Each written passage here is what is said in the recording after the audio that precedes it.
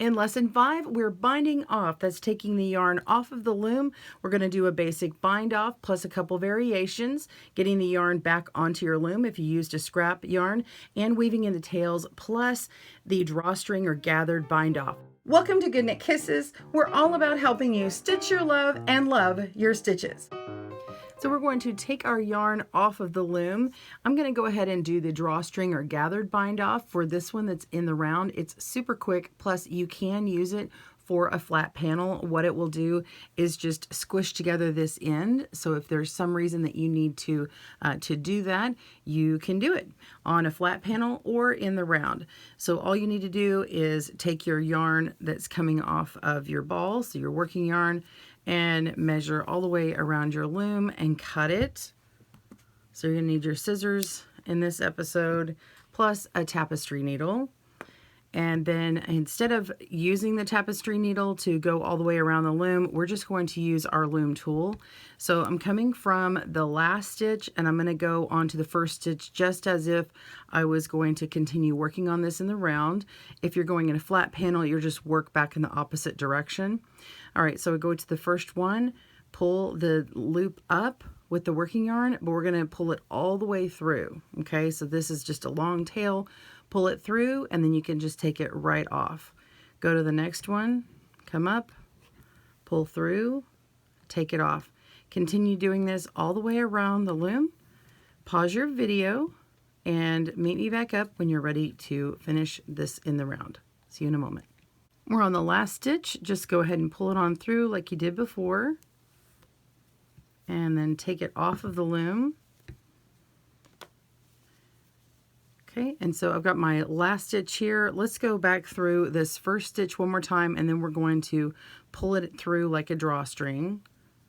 I like to put it through that very first stitch one more time for good measure.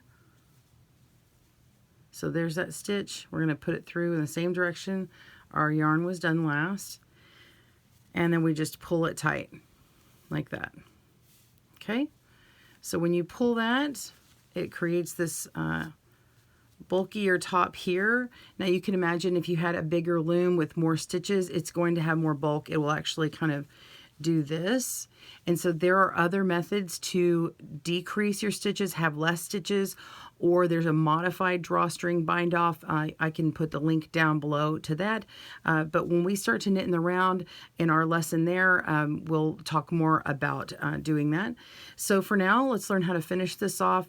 The yarn is coming from here, so let's just go around one more stitch and through to the back, or you can go right through the middle. I'm just going to go to the side of that and not through the middle. Turn it inside out.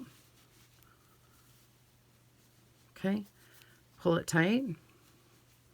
And my yarn needs to go back through these stitches just to shore it up.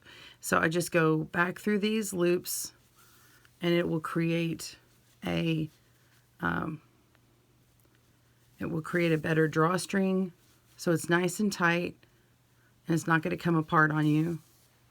Just going through all my stitches. Okay, and then I like to go over one of the stitches and go back through it, and to get it extra secure.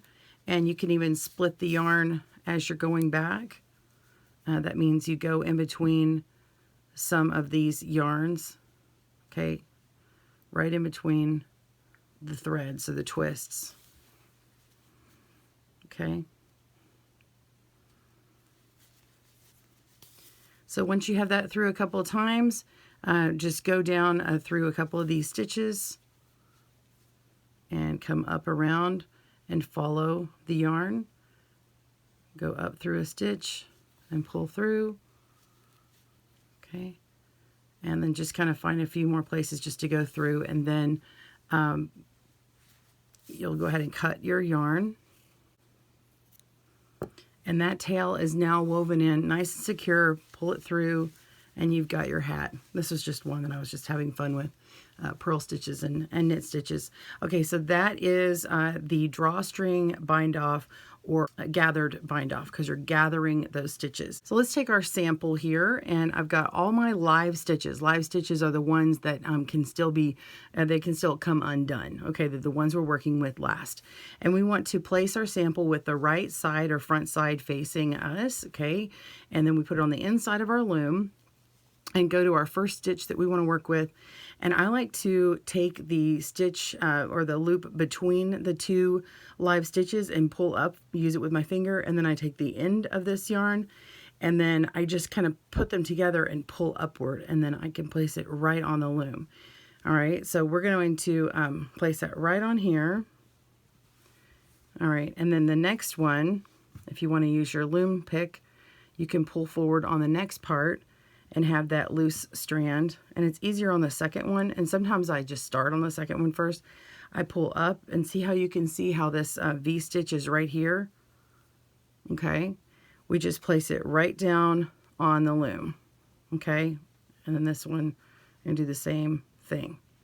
Okay, and it's easier to tell which direction these stitches need to twist if you'll do that.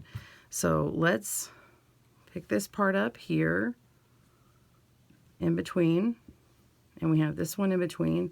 Actually, you can go ahead and pull these off once they're placed. Okay, and pull up on here, making loops, and then I just pull it, and it gives me extra access to that stitch, and place it straight down like that. Then take it off. Okay, so let's do that again. One more.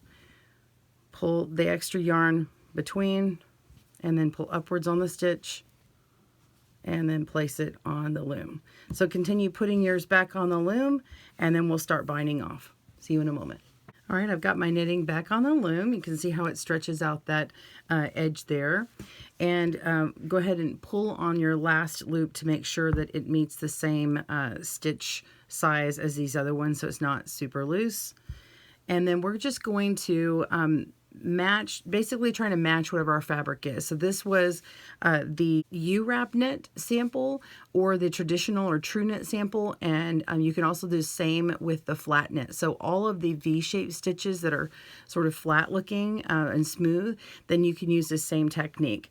Basically, we're going to be using the U-wrap technique, and you can use the true knit where you put it on top and kind of do a reverse purl, but I think it's easier just to do the U-wrap on this one.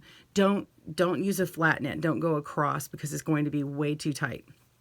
Okay, so we're just going to go across and knit the first two stitches just as if we were working the panel normally.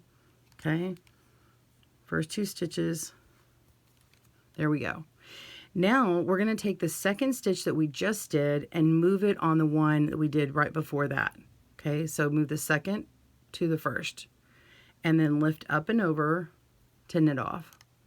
Then we're going to move that stitch towards the rest of our knitting. So we're going to fill in the gap where that blank peg was, and then set it down. Now, here's the critical part. You don't want to pull too tightly on your stitch, because you don't want to lose this extra tension here. If you pull too tightly, then your bind off will be too tight. So let's go to the next one. And now this is where we just start working the second stitch, because this one's already been worked. So we just knit the second stitch and then move it over to the first and knit off. So lift up and over, and then move it over to fill in that gap. Okay, so knit the second, move it to the first, knit over, move it to the second, and now it becomes the first peg. Knit the second, move it over, knit over, move it. Okay, so in the back you can see how we've got these V-shaped stitches. Okay, they look like the chains, just like our original cast on, and that's it. So I'm going to continue on. Go ahead and work on this, pause your video, and then when you have one last stitch, come back. All right, see you in a moment. Okay, so I'm at the point where I have 2 of them left, so just want you to see what happens on the last 2. So I've already knit the second stitch. I'm moving it to the first, and then I knit off. I need to wrap it one more time. I need to knit it one more time, so I'm going to go around and then knit that off. And then we're just going to cut our yarn, leave a nice tail. And there's that loop. Okay, and then you're actually just going to pull it right on through. Okay, by that last loop that we created, it actually makes one more of these chains, which lines up with this last column. So just going to pull on through our tail like that. Okay, and then that part can get woven in, and you're just going to use your tapestry needle to do that.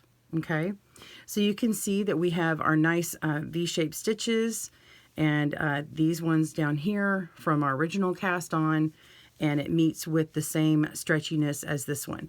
If you pull too tight, if you find out, like the troubleshooting on this one would be if you pulled too tight when you were binding off, then this would be more condensed. It would be tighter up here, and so you would need to go ahead and undo it and put it back onto your loom. If you cut your tail too short, if you already cut it and you discovered it's too tight, then you could go ahead and frog it or go backwards. We call it ripping out your work. You can just go back an entire row and just bind off from the other direction, and one row isn't going to make or break you. So when you're first trying this out and learning, it's okay. And if you messed up on this one and it's just your first one as a sample, just leave it as is and know that it's a mistake, because you have the opportunity to do all of your other swatches next and keep trying this out. So as far as homework goes, go ahead and bind off all of them and your basic bind off, and you can also test out the ones that I'm going to show here next. I'm going to show you how to do the purl and how to do the E-wrap, and they start basically the same way and they have a slightly different stitch. So let me just show you the variation, and it'll just take a moment, and then we'll go into weaving in tails. All right, we have our purl one, and we want to purl bind off. The only difference is the first stitch you purl. So we put our yarn under and purl. You can go from either direction. Go to the second stitch and purl. And this is where we repeat just as we did on the basic bind off. This is just the purl basic bind off. Take your purl, put it on top from the second stitch, put it on top of the first stitch, knit over, and move it to that empty peg. Don't tighten too much. And then this is where you repeat from here. You just go to the second, purl it, take it off, put it, you can put it right back on this one to tighten, or you can tighten it over here on the first stitch and knit off and move it. And then you just continue on. And same thing when you get down to the last 2 stitches and you pretend these are the last 2, you would just move this over and knit off.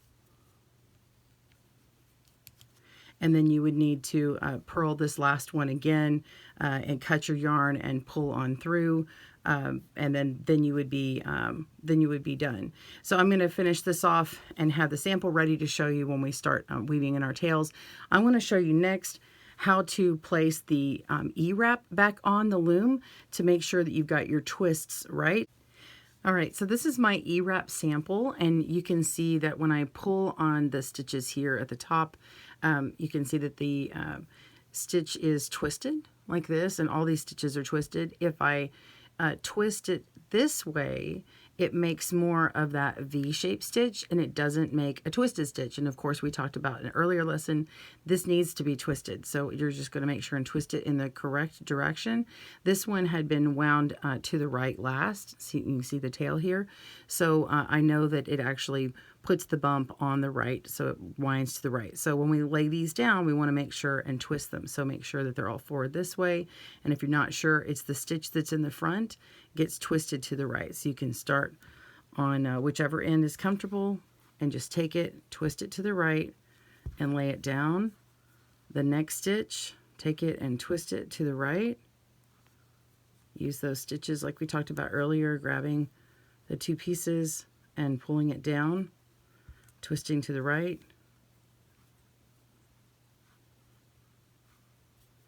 That one came off, so let's make sure I've got that on there right.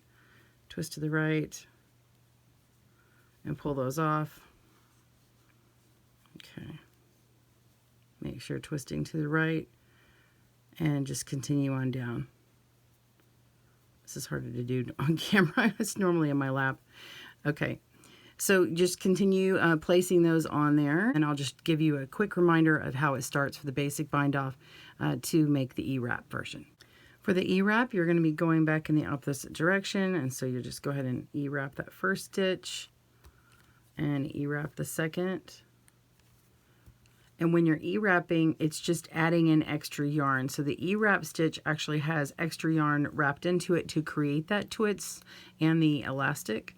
So just put that right on there and knit over, move it, and then do the E-wrap again all the way around. Okay, you've got to make sure and wrap the back of the peg first, go around the front and wrapping the back of the peg again, and then knitting off. And that's how you do the E-wrap. So I'll pull these off the loom so you can see what the bind offs look like, and I'll show you an easy way to weave in your tails so that they stay. See you in a moment. So here we have our basic bind off, and then the one that matches the E-wrap, and so it's going to match the width of this one. Okay, they look the same, they just accommodate the size of the stitches a little bit better. And if you find that you're too tight on the basic bind off, just make yours E-wrap and it will give it a little bit more stretch to it. There are other extra stretchy ways to do bind offs, and we can link to those down below, but for this video we're going to keep it basic. Now I wanted to show you this one. I've already started weaving in my tails and you really can't see it here. I'm going to flip it over and show you in the back. Okay, so this is where I left off weaving in my tail, and you can't see it. Okay, and then this was the cast on. So in order to do that, let me show you this sample here. Okay, it's the same way on the E-wrap as well. We're just going to do one tail.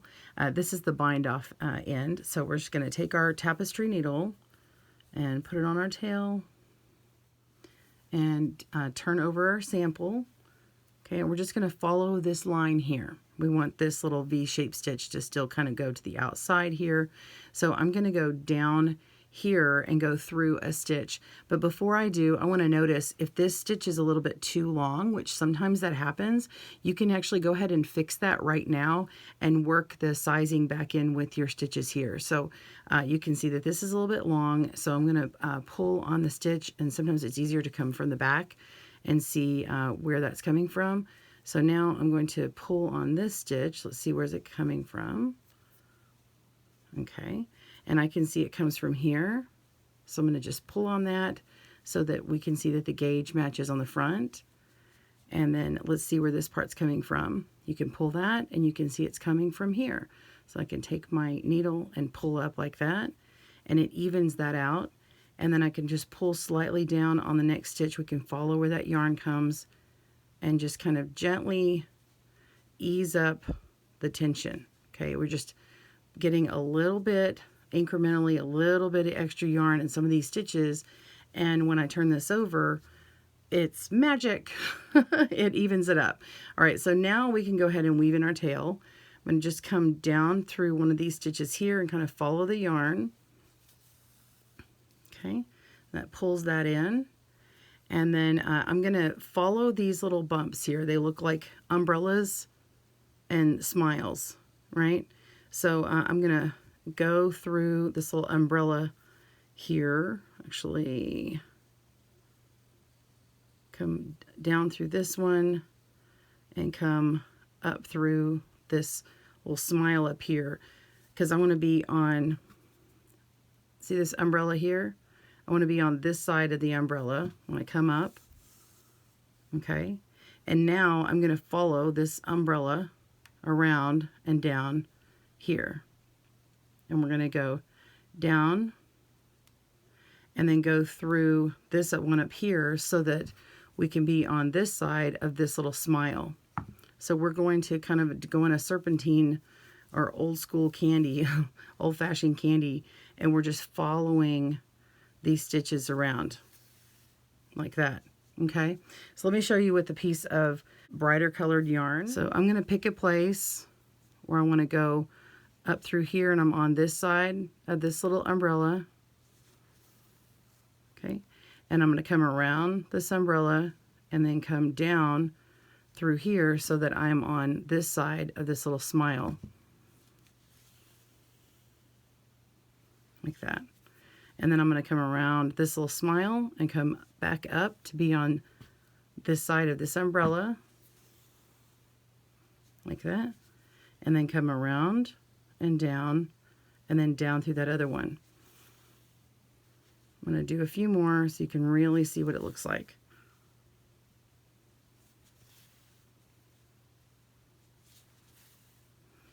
And see how it just zigzags around? Okay. And then you can go for several inches. You can also go back on top of itself and split through some of that yarn.